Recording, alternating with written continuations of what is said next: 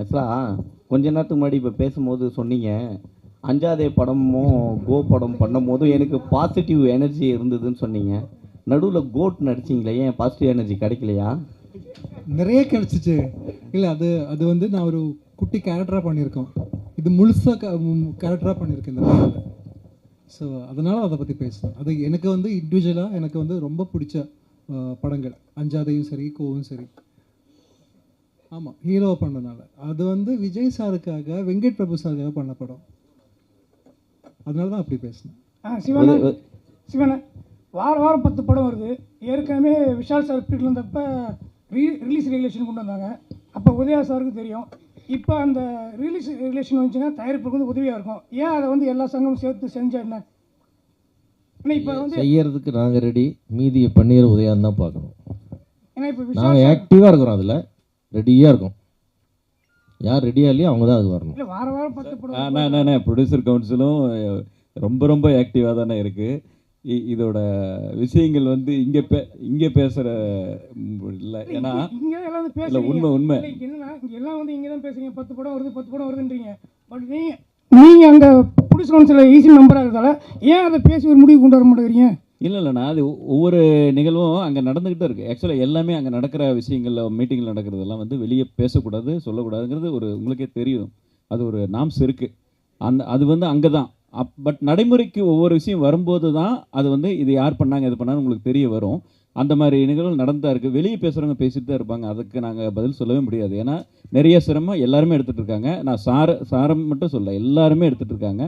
இதில் வந்து நீங்கள் நாங்கள் அப்படின்ட்டுலாம் ஒன்றும் இல்லை. பாகுபாடு எங்களுக்குள்ளே யாருக்கிட்டையும் இல்லை.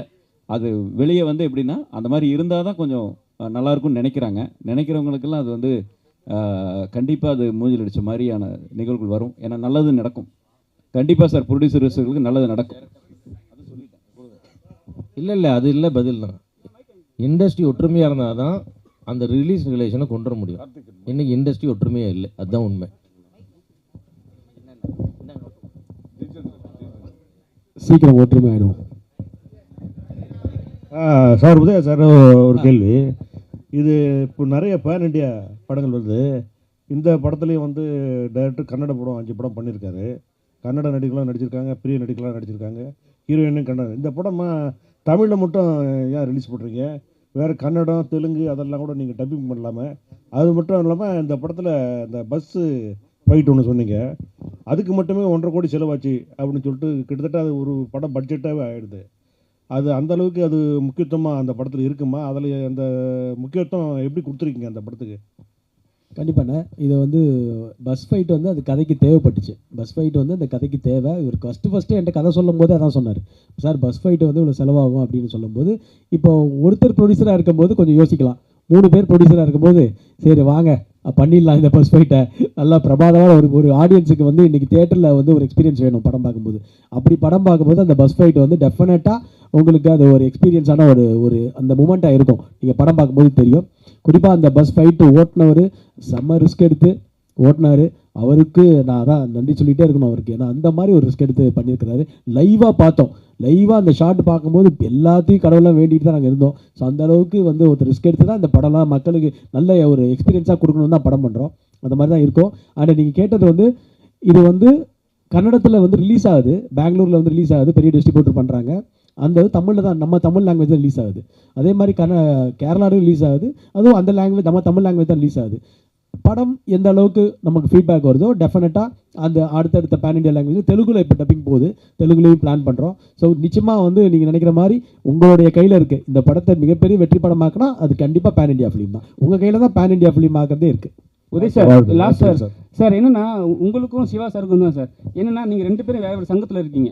ஆனால் உங்கள் சங்கத்தில் இருக்க ஒருத்தர் சொன்னாங்க, என்ன சொன்னாங்கன்னா, நேற்று விஷால் சார் என்ன சொன்னார்னா 3 டேஸ்க்கு அப்புறம் ரிவ்யூ போடுங்க, 3 டேஸ்க்கு அப்புறம் பண்ணுங்கன்னாரு.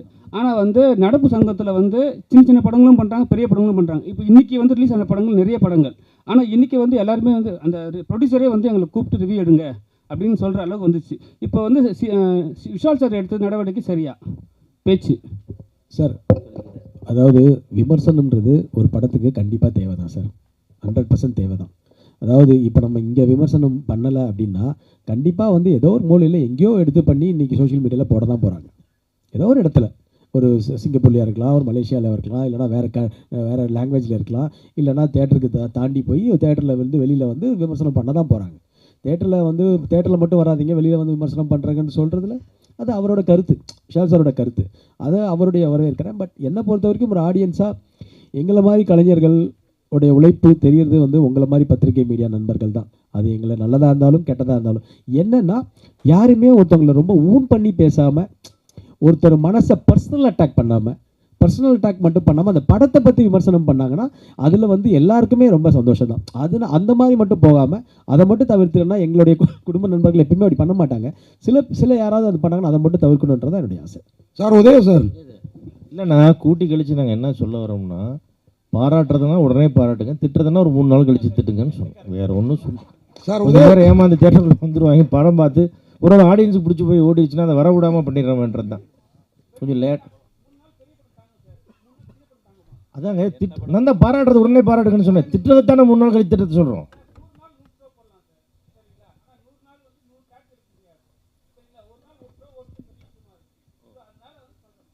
அதான் சொல்கிறேங்க, அந்த ஒரு ஷோ ஓடுறதையும் திட்டி விட்டு அதை கெடுத்து விட்றாதீங்க, திட்டத்தை 3 நாள் கழிச்சு திட்டுங்கன்னு சொல்கிறேன். அதான் மேட்ரை. திருப்பி ஓடுறதே ஒரு ஷோ தான், அது நீங்கள் ஓடுற ஓட்டில் அதுக்கு வர மாட்டேங்கிறான், என்ன பண்ணுறது?